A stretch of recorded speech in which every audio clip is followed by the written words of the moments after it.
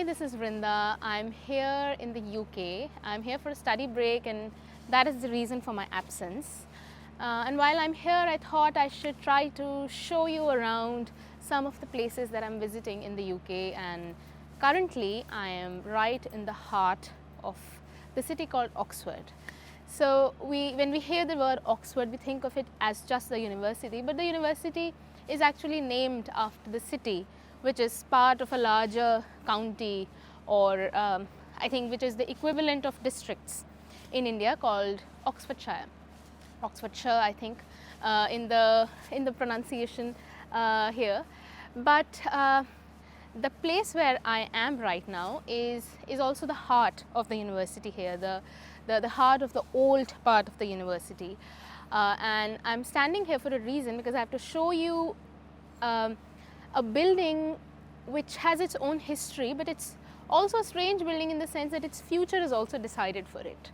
I'm standing right outside the university church, which is this building. It's I think the full name is probably the University Church of Virgin Mary, and it was the tallest building in Oxford when it was built. And now the interesting part is that by a legal decree, it's been ordered that no building in Oxford will ever be taller than this building.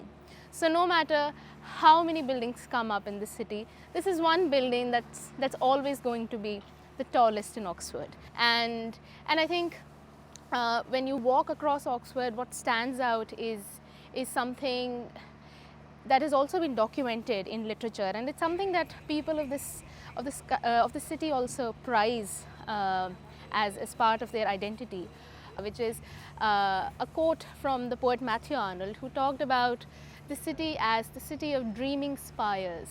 And that's what you also see in this church and in other buildings around this square where I am. This is called the Radcliffe Square, and there are colleges all around.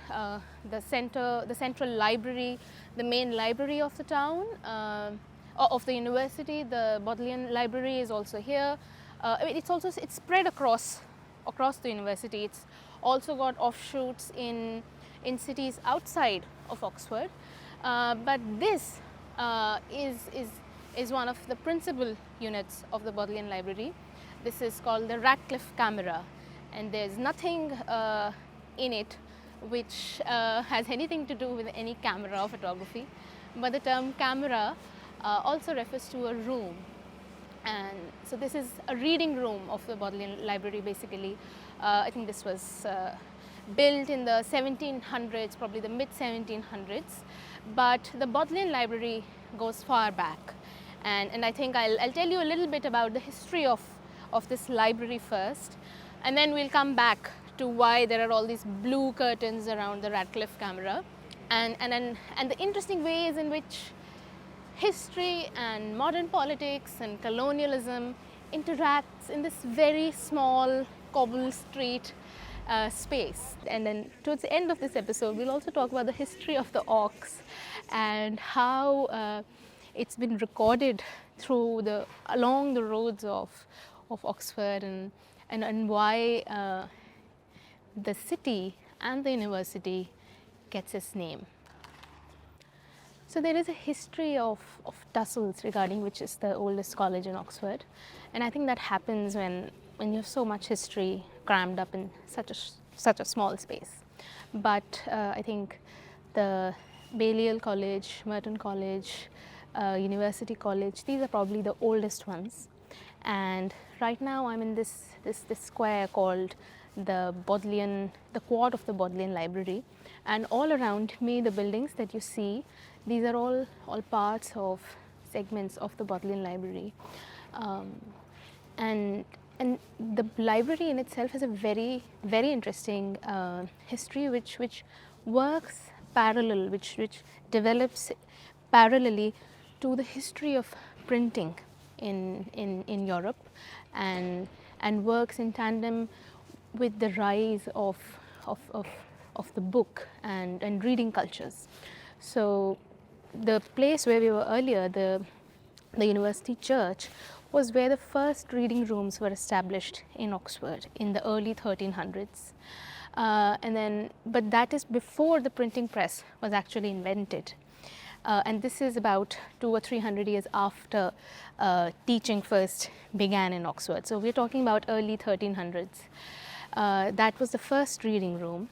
And then in 1447, this man called Duke Humphrey, he donated 281 manuscripts to the library here. And by that time's standard, that was a huge donation, because at that time only 20 books existed in Oxford, and this was a very fun-staffed set-up, basically, institution. So when they got that donation from the Duke, that was considered a huge treasure, and they then built a reading room which exists even today. And this reading room is very special because a lot of us have seen this particular reading room in the Harry Potter books. Now the problem with Duke Humphrey's room is that you can't shoot inside, you can't take any photos. So while I've been there, I can't show you what the place looked like. But these photos that you see on your screen now have been taken off from the net, and these are the only very few limited images of the room that are available on the net.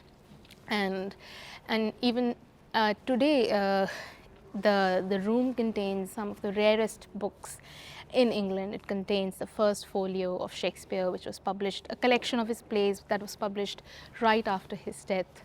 It contains manuscripts of the Bible from the 3rd century, so that means about 1700-year-old manuscripts. It contains a copy of the first Bible, the Gutenberg Bible, which sort of set in motion the history of printing in the world. But for Duke Humphrey himself, the history is not as grand, because the books that he donated were all probably burnt up or seized and just sort of thrown about in the Reformation movement of the 1500s. So this is where all of that history was playing out, and today I'm standing here talking to you on this camera, but these are also places that have stored and recorded a lot of history. So I'm standing here next to a very famous door in Oxford. The doors are beautiful in Oxford, and this one predates its legacy in a way. This is the door that was the inspiration for the novel series Narnia. The author of the book series was a professor here, and if you look at the door, and it's also now a very famous film franchise, this is the lion that was the face of the movies and the books. The lion called Aslan in the movies, in the books, I mean. And then along the doors, if you see, that is also the face of a character called Mr. Tumnus. And that's how Oxford is. It's history and literature and philosophy and music. All of this lives in these alleys and these streets. But again, now I am at the Radcliffe Square. This is just across the Radcliffe Square, and the Radcliffe camera that you see behind me. This is part of the Bodleian Libraries, as I told you, and the Bodleian is very interesting also because it's called a legal deposit library, which means that every book that is published in the UK, I think, has to have at least one copy with this library. And the library also now has offshoot storage units, so they have a collection of more than 1 crore books, which is a huge collection. But when you come to the Radcliffe camera these days, something stands out, and that is a particularly visually dissonant object that surrounds the Radcliffe camera. Is this very stunning blue net that has been put up around the Radcam. It's called the Radcam, Radcliffe camera, Radcam, around the park, which has been done in response to days or almost 2 months of protests by the students of Oxford in response to the atrocities committed by Israel against Gaza. The Oxford Action for Palestine set up embankments. Basically, they put up tents here and they lived here. Some students lived here, took turns and stayed on here in protest, demanding accountability from the University of Oxford to reveal the details of the funding that they receive from the money that comes from Israel and is used to fund the attacks on Gaza. It's also part of a larger movement that has taken place across universities in the world, starting with the US and then going up to Cambridge and then coming here to Oxford. And it's also happened across different universities in Europe and also across universities in Asia. And the response mostly has been quite volatile from the authorities. Even in Oxford, there was legal action taken against these students, in response to which they finally left their posts, and they've said that they'll look up other ways of continuing with their protest. All that remains now are these small flags that you see along the grill. And these are flags, these are the colors of the Palestinian flag that you see here, and behind them you see the spires, the dreaming spires of Oxford. And when you walk through Oxford, you can't forget that this is money that came from the colonies. This is money that has a long history of colonial aggression, colonial oppression, slavery, exploitation of peoples across the world. The Palestine Action in Cambridge also has done similar protests. Just a few weeks ago, they painted red the Senate House, a very, very famous building again on their campus. They painted it red, signifying the blood of the Palestinian people. And that reminded me of how protests happen, because that was something that happened last year. From the Senate House in Cambridge to the Senate hearings in the US, the protests have been talking about the same thing. When Anthony Blinken was appearing and testifying before the Senate House there, his testimony was interrupted by protesters who walked in with red painted on their hands, signifying the fact that America is complicit in the atrocities that Israel was committing and is committing on Gaza. The Hamas Health Ministry says that more than 38,000 people have died in Gaza as a result of the attack, but the Lancet magazine has put out an estimate that more than 186,000 people have died directly and indirectly as a result of the atrocities that Israel is committing there.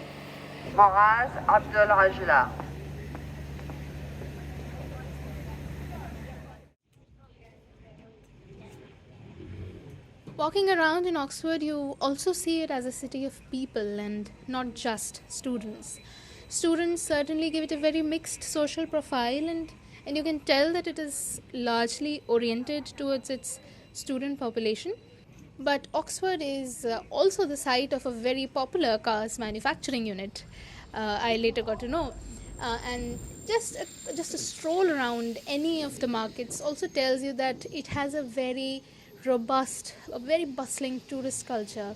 There are all kinds of souvenir shops, there are a lot of eateries, there are beautiful markets, there are a lot of Harry Potter shops, and you can tell that it's a big attraction here, also because of the fact that the films were also shot in parts of the city. There is, for example, a very cute little Alice in Wonderland shop which is right across from the Christchurch College, where we will go to in a bit, which is also the site of the Harry Potter films. But in the middle of all of that, you see that just like any other city, there is quite a bit of homelessness in Oxford. In India, we are not strangers to homelessness, but that is something that one does not readily think of when the name Oxford comes up. It's a very lively city around the university area, but it is also quite fragmented in terms of its demography. For example, the newer immigrant populations and the older, whiter populations live in sort of separate areas of the city. And while the immigrant area is much more culturally diverse and I've been told that it has better food, the older and more affluent areas have better living facilities. So all of this just really goes to show how, like any other place, Oxford also has its own urban perils to reckon with. It's not just the university, it's a whole city like any other. But for now, let's go to the stairs of the Museum of Science History, which stands next to the Sheldonian Theatre, which is named after a chancellor of the university. It was set up in the 1600s, and while it's called a theatre, the fun part is that plays were not really performed here till the 1950s. The boundary wall of the theatre and the museum has all these faces. Now I don't know whose statues these are. They're not named. They might have been, I don't know, chancellors or God knows, probably donors. But looking in these, I also realized that the history of an institution such as Oxford, or many of these historical institutions, is very masculine. It's a very patriarchal, very male-oriented history. And in Oxford, for example, women were not allowed to enter the university till the 1870s. That is the first time, I think, in 1879, when Lady Margaret Hall and the Somerville College open up, and that is when the first women come to Oxford. And it's not until the 1970s, 1974 in fact, when the male colleges begin to open up for women. So the history of women in Oxford is very recent, even though Oxford itself prizes for being nearly 1,000 years old. But when it comes to women's rights and the presence of women in these corridors, Oxford has a very, very short history. I'm at the site of the Christ Church College now, one of the oldest colleges in Oxford, but I think it's probably known best as the Harry Potter College. But I think a far more interesting history of this college is of its foundation, because it was established by Henry VIII, and it was in response to his demand of wanting to divorce his wife Catherine of Aragon. Now, within the English church, within the Roman Catholic Church, that wasn't allowed. So he broke away from the church and he established the Anglican Church, and this building then was set up in response to that rebellion. It was his answer, his proclaiming of his power, that he was above the church itself, which was for the British monarch at that time a big move, because the king derived his authority from the church. So it looks beautiful, it's awe-inspiring, it's beautiful. There are the meadows up ahead, the Christchurch Meadows, which are open for all students and everybody in Oxford really. And while this campus has gained a lot of fame now owing to its association with Harry Potter, it's also stuck in a time capsule of sorts. And at times when there's nobody in the corridor, you can almost imagine how it must have looked like 500 years ago from now. And they've managed to preserve the essence of this building and many such other buildings within Oxford, which have survived the test of time along with some help from human hands. I bring you to the end of the small tour with a view of one of the oldest colleges in Oxford. This is the Balliol College, and I think it was established somewhere between the 1100s or the 1200s. And further along this road, you see the Sheldonian Theatre, which we just were just a bit ago. And then further down the road, there's Trinity College. Down that road and towards the right, there is the Radcliffe Camera, where we saw the Gaza embankments. and then this is a road where you have the oldest college in Oxford, but you also have these new up and coming hotels in the city, Boswell and Co. I don't have no idea what this hotel is like inside. I probably can't even go inside.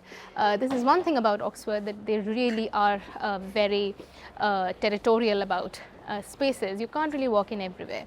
But the interesting thing again about Oxford is the name, and how that name ties to a longer history of pastoral cultures, of warfare, of kingdoms fighting for land. Oxford is crisscrossed by two rivers, the Cherwell River and the Thames River. And the word Oxford comes from an old Saxon word which basically means the ford of the ox, meaning that there was shallow water here and the ox could cross over it. And that is why you see Oxford teeming with these sculptures of the ox. They're all over the city. You can buy miniatures, you can buy larger replicas of these kinds of oxen. And the cow or the ox or the bull is something that we are very used to on our roads in India, but in the UK or anywhere in Oxford, I have not seen a live cow, a living cow anywhere on the streets. So what they don't have, they seek out in a way, and then they install them on the roads. And while the term Oxonian is this badge of honor because it signifies that you went to Oxford, the truth is that you always carry an ox in your badge of honor. And I think that is this humor and this history that goes on in the legend of this place is what really makes it stand apart. And I'll close with a note of thanks to my friend Aditi, who gave me a wonderful tour of Oxford and has been very graciously recording my video today. And till next time, this is me, Vrinda, signing out.